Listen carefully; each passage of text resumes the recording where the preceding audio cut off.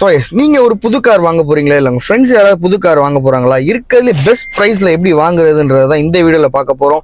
மறக்காமல் வாங்க போகிற நண்பர்களுக்கு ஷேர் பண்ணிடுங்க. இந்த வீடியோ ஃபுல்லாக பாருங்கள். மறக்காமல் நம்ம சேனலை ஃபாலோ பண்ணிக்கோங்க. அப்போ தான் நான் போடுற புது புது வீடியோஸும் உங்களை வந்து ரீச் ஆகும். ஃபார் எக்ஸாம்பிள், ஃபஸ்ட்டு டீலர்கிட்ட நீங்கள் வந்து ஒரு 10 lakhs கொட்டேஷன் வாங்குறீங்கன்னா, அந்த 10 lakhs கொட்டேஷன் எடுத்துகிட்டு போயிட்டு இன்னொரு டீலர், சேம் பிராண்ட் டீலர்கிட்ட போயிட்டு கேட்டிங்கன்னா கண்டிப்பாக உங்களுக்கு வந்து ஒரு ப்ரைஸ் வந்து ஆஃபர் பண்ணுவாங்க.